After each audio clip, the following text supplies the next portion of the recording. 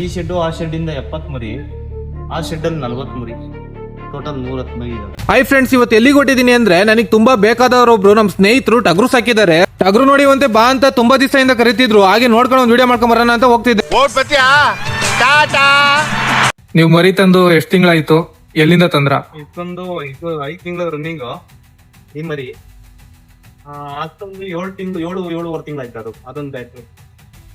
ಈ ಮರಿಗಳನ್ನ ಎಲ್ಲಿಂದ ತತ್ತೀರಾ? ಎಷ್ಟು ತಿಂಗಳು ಮರಿ ತತ್ತೀರಾ? ನಾವು ಈ ಮರಿನೆಲ್ಲ ಅಮೀನ್ಗಡದಿಂದ ತರೋದು. ಅಮೀನ್ಗಡದಿಂದ ತರ್ತೀವಿ. ನಾನು ಸುಮಾರು ಒಂದು ಜೂನ್ ಅಲ್ಲಿ ತಂದಿದ್ದು. ಜೂನಿಂದ ಮೇಯಿಸ್ತಾ ಇದ್ವಿ. ಜೂನ್ ತಿಂಗಳು ಲಾಸ್ಟ್ ಡೇಟ್. ಇದು ಕೊಟ್ಟಿದ್ದಾಗ ಒಂದು 20 ಡೇಸ್ ಆದ್ಮೇಲೆ ಹೋಗಿದ್ದೆ. ಜುಲೈ 11ನೇ ತಾರೀಕು 13ನೇ ತಾರೀಕು ಹೋಗಿದ್ವಿ. ನಿಮ್ ಮರಿಗಳಿಗೆ ಹುಲ್ಲೇನೇನ್ ಕೊಡ್ತೀರಾ?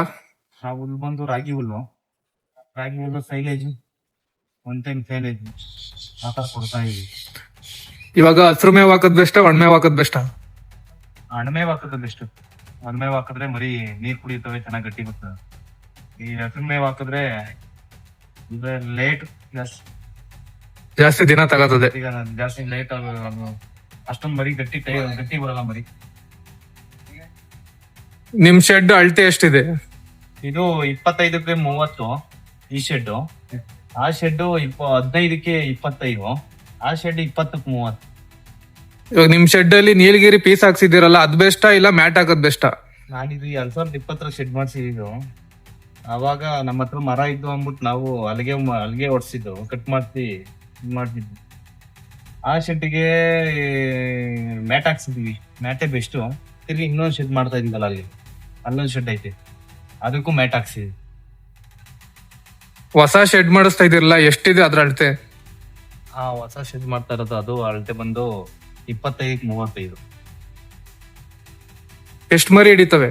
ಅದು ಮಟನ್ ಪರ್ಪಸ್ ಕೆಂಗೂರಿ ಮಾಡೋಣ ಅಂತ ಪ್ಲಾನ್ ಮಾಡಿ ಅದೊಂದು 150 ಮರಿ ಹಿಡಿಯೋ ತರ ಪ್ಲಾನ್ ಮಾಡಿದ್ವಿ. ಇದು ಮಾಮೂಲಿ ಎಳಗ ಬಿಟ್ಟು ಮೇಯ್ಸೋ ತರ ಕಟಾಕದ್ ಬೇಡ, ಶೆಡ್ ಒಳಗಡೆ ಬಿಡೋಣ ಅಂತ ಪ್ಲಾನ್ ಮಾಡಿದ್ರೆ ಒಂದ್ 100 ಮರಿ ಎಳಗ ದೊಡ್ಡ ಮರಿ ತಕ್ಕಾದ್ರೆ ಅದು ಕಟಾಕ್ ಮೇಯ್ಸಿ. ಇದು ಕೆಂಗೂರಿ ಮಾಡ್ತೀನಿ ಅಂದ್ರೆ 3 ತಿಂಗಳಿಗೆ ಒಂದ್ ಬ್ಯಾಚು, ಅದು 150 ಮರಿ ಮೇಯ್ಸ್ಬೋದು.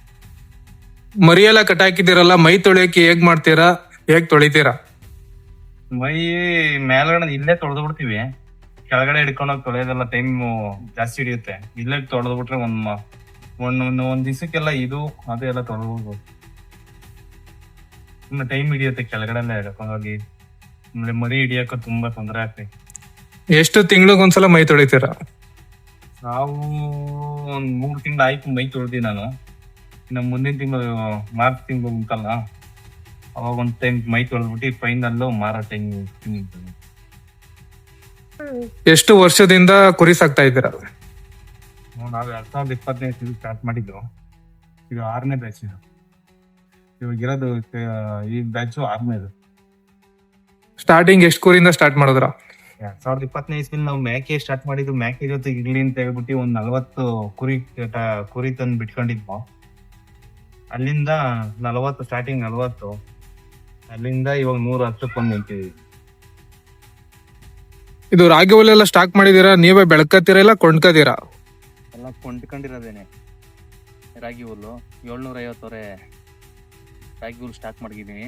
ಅದ್ರ ಜೊತೆಗೆ ಸೈಲೇಜ್ ಮಾಡಕ್ಕೆ ನೋಡಿ ಜೋಳಕಡ್ಡಿ ಬೆಳ್ಕೊಂಡಿದ್ದೀನಿ. ಇಲ್ಲಿ ಜೋಳಕಡ್ಡಿ ಬೆಳ್ಕೊಂಡಿದ್ದೀನಿ ನೋಡಿ.